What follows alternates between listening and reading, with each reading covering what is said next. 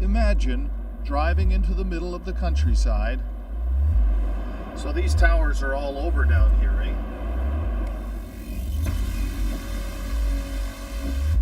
Finding a very high tower and jumping off it in the middle of the night. So that's where it all started. Yeah, I took him for his first jump here. Evan Dickinson is talking about his little brother Graham and their first base jump together, parachuting from this tower just about 6 years ago. I didn't think he would actually go through with it. It involved trespassing.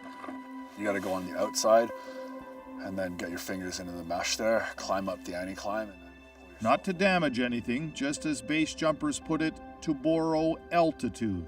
It's a long way up there to me. It's a quick way down though.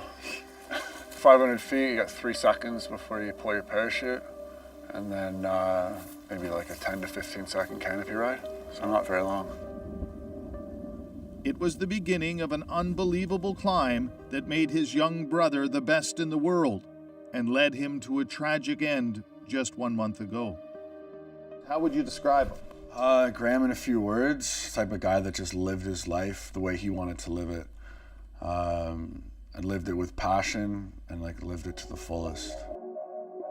Growing up, I mean, I was always a bit of the crazy one, but then with him, he took it to another level. So yeah, he was definitely an adrenaline junkie as well. In those early years in Ontario, if you didn't jump off towers, you jumped off buildings.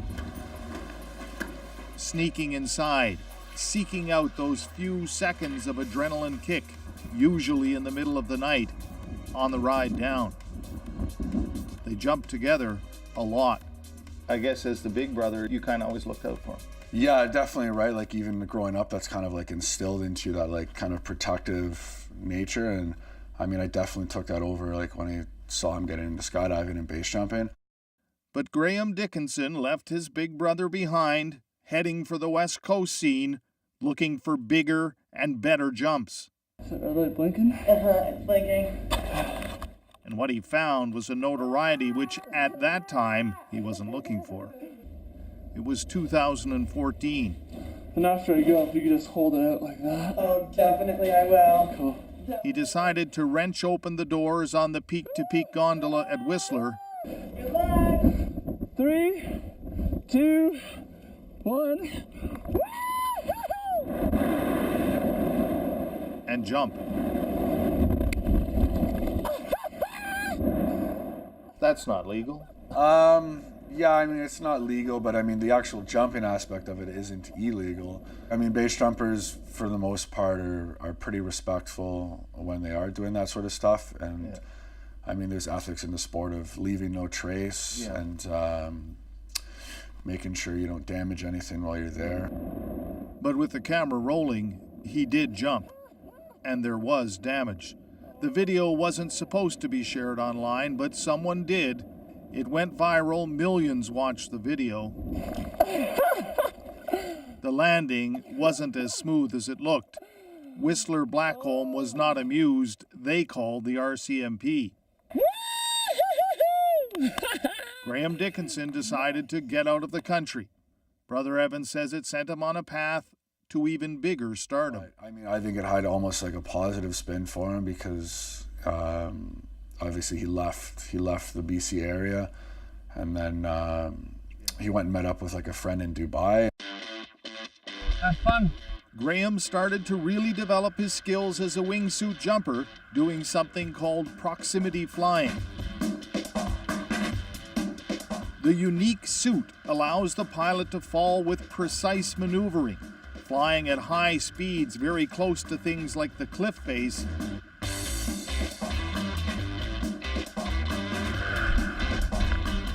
Before popping the parachute and bringing himself in for a landing. Oh, I'm crying. That was so much fun. They call this a wingsuit? Yep. 2 vents, 1 on each wing that'll inflate the wing, and then you've got 1 on the leg wing will inflate that as well. Soon the student became the teacher. While statistics are hard to come by, wingsuit base jumping is globally considered one of the hottest sports in the 18 to 35-year-old single male demographic. Graham, who was quickly considered a top-performing or elite pilot, started teaching older brother Evan everything he could about this even more extreme aspect of an already extreme sport. So wearing this thing, you can get up to speeds of what? 200 kilometers an hour? Yeah, definitely. That's the thing about the larger suits, is that you can fly them really fast. There's a bit of rubber here, but you going in, it's going to hurt. Oh yeah, like there's definitely Yeah. not much protection on it. They met in exotic places in Europe and around the world, places with great cliff faces, Mecca for the base jumping community. He used to joke and tell me that he fell in love with me before he even met me. Kristen Johnson met Graham jumping together in Dubai. It's super nice. Now she works as a professional skydiver These are all the packing areas. in Paris, California. So there's the airplane taking off. Graham was my best friend. How do I describe him? I don't even know. He's one of the weirdest, most unique people I've met in like all of the best ways. They quickly became very tight, jumping together, living together for months while driving across Europe, looking for new places to launch. And a lot of people would describe him as a free spirit. That's definitely Graham. Like, he did whatever he wanted to do, regardless of whether or not that was a good decision.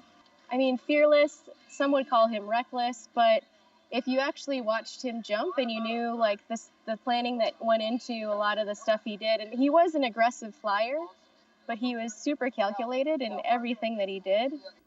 As Graham got better and more daring, he attracted groups like the World Wingsuit League, where he was profiled as one of its top racers. Companies like GoPro offered up free cameras, and online, the videos attracted more and more attention. He'd made it to the top pretty much. Yeah, like it's not obviously it's not a televised sport. There's no kind of way to make it like that. It's been popularized mainly from like YouTube.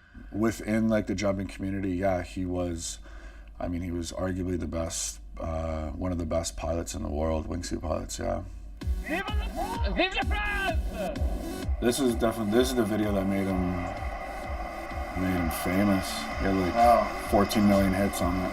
That was what Graham was all about, was getting real low, real close to the ground at a real fast speed. You could call like proximity flying or terrain flying. Generally proximity flying was close to like the side of a mountain. But as newer jumps became opened up, terrain flying became more of a thing that people would do. So now you're flying like over trees, you're flying down in crevices. Some pretty crazy looking stuff. Yeah, it's definitely some pretty crazy looking stuff. But there are also these videos online, graphic video showing what can happen.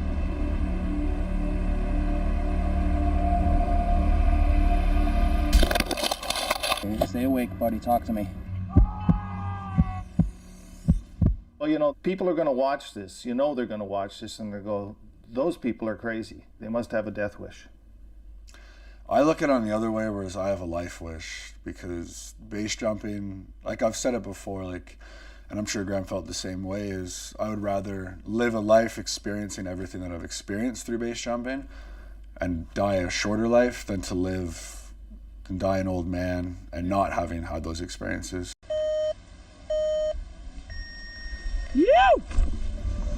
Online, as people watch jumps like this one, Graham trying to hit a target at high speed during a competition in China,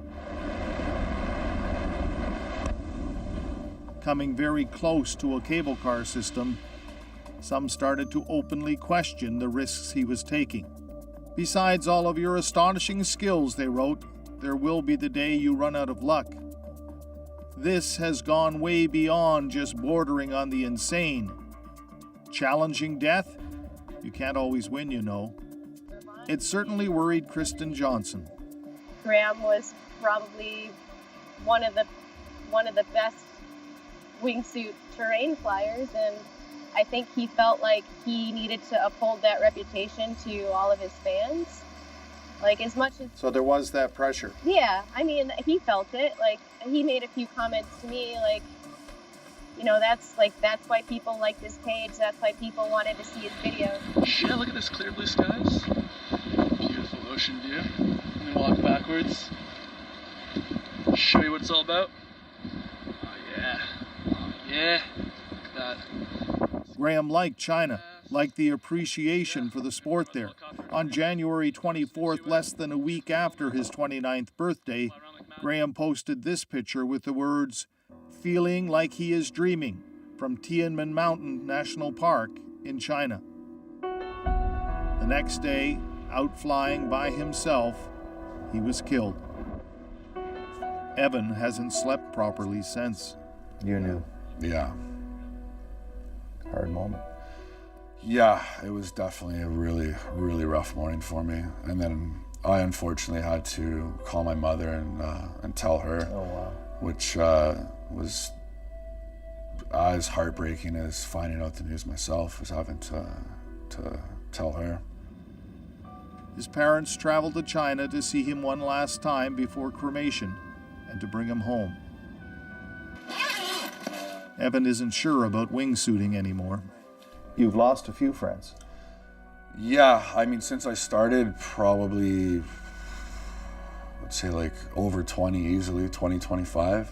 So you're having a rough ride at the moment. Yeah, like it's definitely tough. Like I don't know how eager I am to do it again. I don't know if I'll ever see a wingsuit base jump again. I know my mother would definitely prefer it that way, but the other hand, I know Graham would definitely prefer it if I went on and did what I wanted to do. But yeah, it's definitely made me reconsider ever jumping again for sure. This weekend, his friends will gather in Toronto to say goodbye. Evan will also bring some of his little brother's ashes here, to the place where they first jumped together, the place that was really the beginning of the end. Red Sharon, CBC News, near Formosa, Ontario.